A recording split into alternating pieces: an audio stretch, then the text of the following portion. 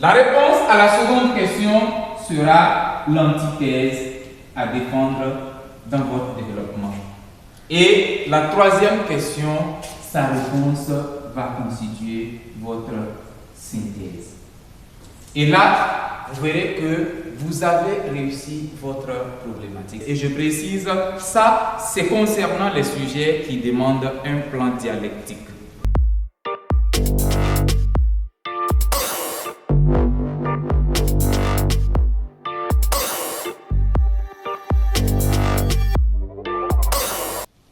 Je n'établis pas une hiérarchie des ressources dans lesquelles chercher les idées. Mais la première ressource dans laquelle les élèves sont tentés à aller chercher les idées, c'est celle du cours. Le cours que le professeur a donné pour développer les arguments que vous aurez énoncés dans votre développement.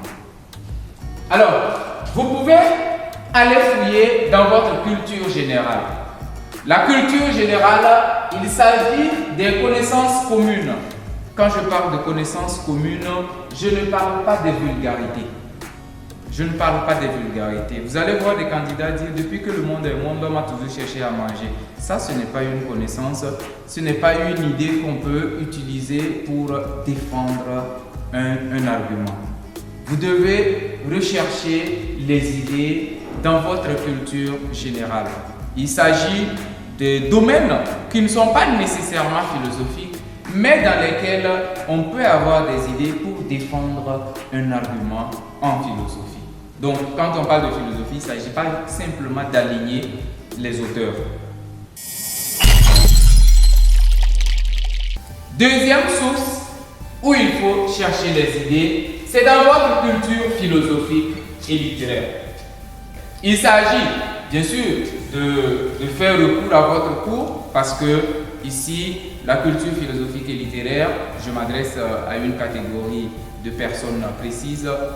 Je vais parler des élèves qui n'ont pas encore lu assez de philosophes, mais la culture philosophique et littéraire vous est donnée dans le cours. Donc vous voyez que de toutes les façons, le cours devient incontournable. Et vous devez voir les auteurs, les doctrines, les théories et surtout, il faut citer les auteurs. Mais si vous n'avez pas une idée exacte de la citation, il faut éviter de mentir.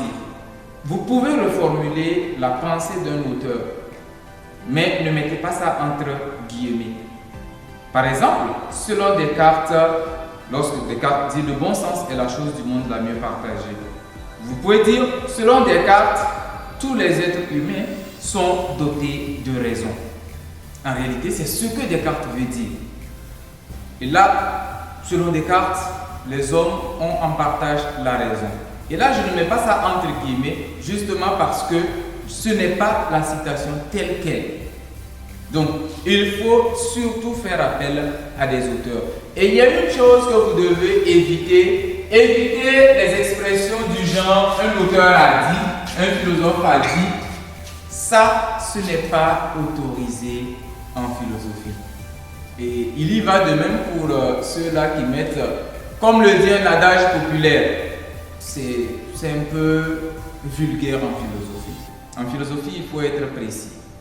Donc, il faut citer les auteurs. Les auteurs, vous les avez dans le cours et le cours sert de support pour avoir les idées.